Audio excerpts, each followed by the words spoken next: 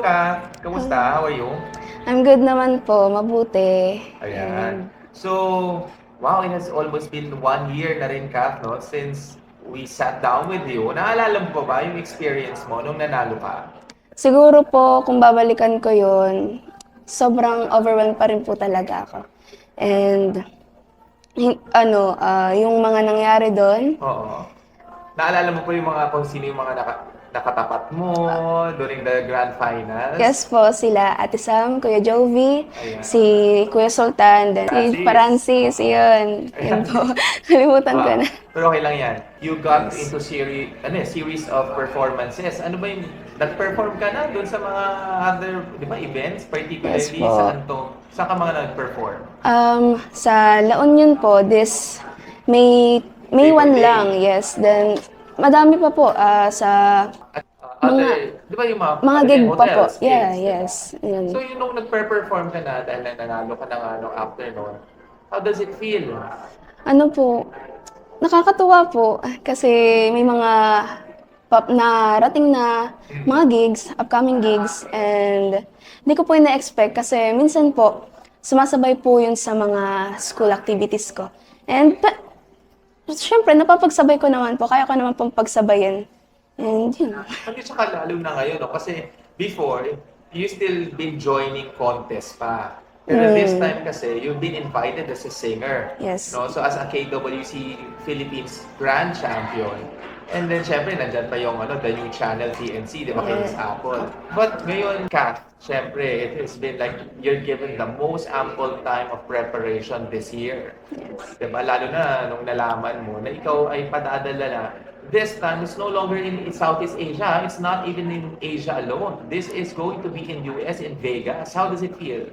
Natutuwa po ako kasi first time ko pong makakapunta doon. Pero kasi eventually, yung tulad niya, preparations mo, dahil alam ko nag-busy ka sa school, isa yan kasi sa mga kailangan mo rin talagang pagtutukan, di ba? Of course, your passion in singing is there. Ganun po.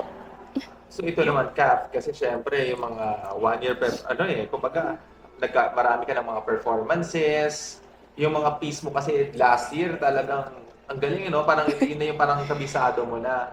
So eventually, will that be the same momentum? Are we expecting na yung mga songs mo ba, magbabago ba? Lalo na ngayon, you're going to Vegas? Yes po, nag-explore po ako sa new music, new genre. Sino tumutulong sa iyo para dyan sa new music mo? Si coach ko po. Coach si Coach? Francis, yes po. Si Coach Francis. Yes po, may tinutulong po siyang nagsasuggest po siya ng mga songs, mga genre sa akin. And so, yun po. Ako naman po yung naghahanap. Pero as of the moment, ano yung lagi mong kinakanta? Yung nagugustuhan mo ngayon? Yung toy po. Toy. Okay. Yes. Tapos sumayaw ka. Ito, recently, because of, you heard, Jessica Sanchez came in, diba? Tapos, Sofronio Vasquez won, diba? The Voice, US, and then eventually, ito na, si Mati is creating a lot of noise. Ano ba to? Lumalakas ba ang loob mo, Kat? Yes po. Yung parang nabibuild po lalo yung confidence ko na lumaban this upcoming Las Vegas. And super excited po ako sa mga mangyayari. And sana po, pala rin, kung ano man pong mangyari, matalo manalo, go pa rin po. Pero kasi a lot of Filipinos are expecting, lalo na ngayon, parang syempre, dami nga mga Filipinos na nananalo ngayon. Parang minamani na lang nila yung mga international competition. And you are going to be on the same level kasi KWC has been there for the longest time. And if ever, you're gonna be the first Filipino to win. Diba? Nararamdaman mo ba na parang you're claiming for the gold, Kat? Siguro po, slight po. Kasi, Sabi, mahirap naman magsabi. Pero syempre you wanted to win, Kat. yes po. Yeah. Pero po, nandun pa rin po yung pressure. Oo, syempre naiintindihan ko. Kasi by the way, you're very young. How old are you now? 19 po. Oh, 19. Kasi you won it like 18, diba? Nag-broke naman sa birthday ka. Tapos eventually, if ever, you'll be one of the youngest, winners, lalo na from the Philippines. Diba, Kat? So, lalo na nakita ito, dami mga pressure sa work, Yes po. in the school. Pero kasi binabibigyan ka naman ng mga exposures ng KWC Philippines, di ba? Sino mga nagugusto mong maka-work o maka-collaborate mo on a global na to ha? Dahil syempre, Global. worldwide na. Sino Siguro, pangarap mong makaduet? si, siguro po si Jessie J. Jessie J, oo. Yes, and sino pa ba? Bruno Mars. Bruno Yun po. Mars. Favorite artist ko po si Bruno Mars. Oh, and of course, he's also a Filipino. I'm sure he will also feel the same. O ito naman, not singer, sino ang you look up to na celebrity or Hollywood? Wala po ako masyadong kilala na celebrity. Celebrity yung mga movies. Ano mga pinapanood mo mga movies sa Hollywood? Mostly po kasi K-drama. K-drama Ayun. talaga Yes gusto mo. po. Uy, ito kakanta ka ng ng K-drama series na. Sinong artist ang gusto mong ikaw kumanta ng soundtrack? Siguro po si Kim Seok-jin. Anong Sa Girl? Anong K-drama yan? Ano po, ang alam ko pong yung Lovely Runner. Okay. Yes po, yun, yung favorite K-drama ko po talaga. Okay. Yun. Oo. Pero kasi syempre yun ang mga nauuso ngayon, mga Asian Fever, Yes. bumabalik ang BTS, di ba? Yun. Fan ka ba ng Fan, BTS? super po. Sino Since sa mga BTS ang favorite mo? Kim Seok-jin po, then si Jungkook.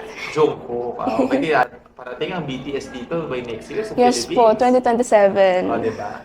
Hopefully, you will be able to do the front act.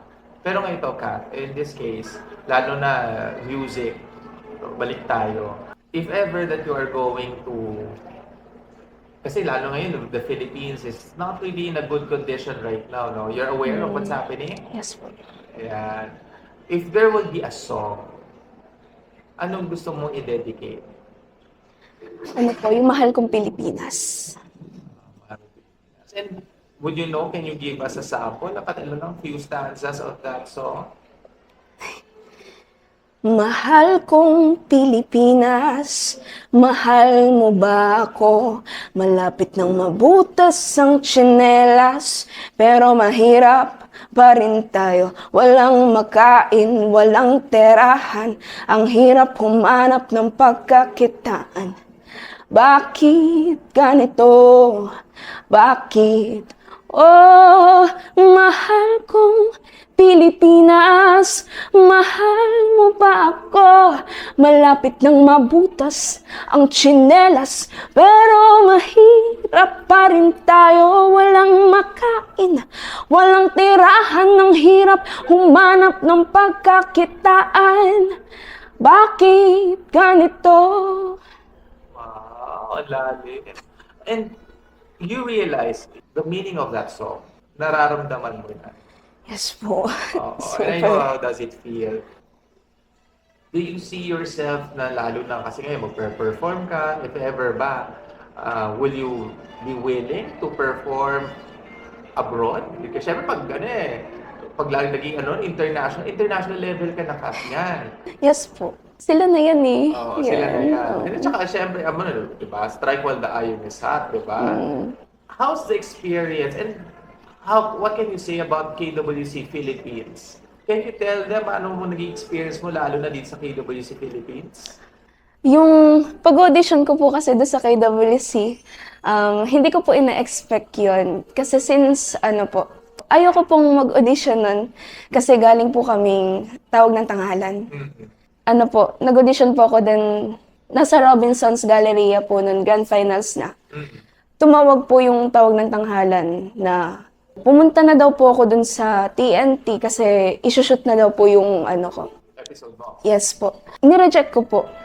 Sinabi po ni Coach, i-reject ko muna. Kasi mas mahalaga to. Kasi international. Yung publication? Yes po. And yun. So, Di ka ba nahihirapan? Kasi every now and then, lalo na tatawagan ka namin na kailangan mag-perform ka. Was that quite of an experience as well? nahihirapan po syempre. Syempre po, need pong Talagang go ka rin naman, ginago ko syempre, po. the show must go on. Yes. Tsaka I think naman na kasi natutuwa ka. Nag-perform ka na with that kind of Opo. crowd, di ba? Yes. You performed in the BGC, you performed in some of the hotels as Yes. well. So eventually, lalo na ngayon, kaya nga sabi ko sa kayo, you're going na abroad eh. If syempre pag nandun ka na sa abroad, ano mo mga, di ba, ibang sitwasyon na yan ka, di ba? So nagpahinga ka lang ng konting mga buwan, at least, pero yung preparations mo kasi, you've been practicing as well, tama, di ba? Yes po. Parang, ano ba mas maganda? Yung nagpa-practice ka ng konti, o yung mas nagpa-practice ka dahil mas matagal yung preparations mo? Yung ano po, mahabang practice po talaga. Araw-araw. Yan Oo. po. Kasi kapag po tinitigil po, parang mas nagbabago po yung boses. Wala na yung routine mo. Ganun. Like you said, hindi na to barangayan level, hindi na to parang competition lang. This is a whole package sa mga naman. So you're calling not just yung mga kababayan mo lang sa Batangas, di ba? Mm. You're calling also other Filipinos in other provinces. And this time, all over the world. Lalo yung mga taga Vegas, California, US, di ba? They will be cheering you on that competition mo. Kailan ba gaganapin to? Yung sa Las Vegas Sa po. Las Vegas. October 25 to 29 po. 3 rounds po yun. O, di ba? 3 rounds. So, kumbaga iba yung level talaga niya, no? Tapos eventually, as a singer, and in your preparation, nabanggit na natin lahat. Siguro at this point, while we are doing this towards October, sino yung mga tao na gusto mong i-mention, lalo na, ito na, malapit ka na eh, di ba? Na you have to be grateful for. Ano po, pinapasalamatan ko po si Coach Kit, unang-una. Ayan, siya po talaga yung super nag-aano sa akin na mag-continue. Then, also si Miss Apple and si Sir Erwin. Maraming salamat po sa inyo. Kundi dahil sa inyo, wala ko dito ngayon. And also, Sir Jopay. Diba? Yun po. Maraming salamat po din sa inyo. And parati po kayong naandyan, KWC, TNC, sa lagi nakasuporta sa artist ninyo. And also, yun po sa family ko, alam na po nila yan. And also, yan, sa mga supporters ko, thank you sa inyo. Alam ko, lagi kayo nakasuporta sa akin. And sa mga friends ko dyan. Tumata school. Yan. Sa hospital. Yan po. Yan. Thank you po sa inyong lahat. Any last message that you wanted to, lalo na yung mga kabataan? Siguro po, nag-start din naman po ako sa low po talaga. Since when I was a kid po, nag-start po akong mag-contest and may mga times na talo, panalo, pero po mostly, talo po talaga. And siguro po, sa ganong phase po, wag lang po kayo mawawala ng pag-asa. Ipagpatuloy nyo lang and lagi lang kayong magdasal na sana in the future, wala rin kayo katulad ng mga international artists, makarating kayo sa iba't ibang bansa, iba't ibang countries. And also, mas maranasan nyo rin na kumanta in national and international. And yun lang, huwag kayo mawawalan ng pag-asa, ipagpatuloy nyo lang yung talent ninyo na meron kayo. Oo, lalo na ngayon, no, to give it a chance to represent the Philippines. Yes. So, may konting pressure dahil syempre, dahil ang mga Filipinos talaga kilalang magagaling na singers. At, Kat, don't take our word for that, no? A lot of our audience know na a lot of Hollywood celebrities are saying the Filipinos are really one of the best singers in the world, diba? And may konting pressure sa iyo ngayon, pero we know that you can do it. Follow your social media accounts, Kat. Ayun po, ang aking FB account, Kathleen Foliero, TikTok, KathleenFoliero.official, and for my Instagram naman po, KathleenFoliero_official. Yun po. Sa TikTok ba sumasayaw ka? Parang lagi-lagi po. Lagi na yung mga trending. Yes. So you follow, of course, Kathleen Foliero on her social media accounts. So again, thank you so much, Kat. Thank you po.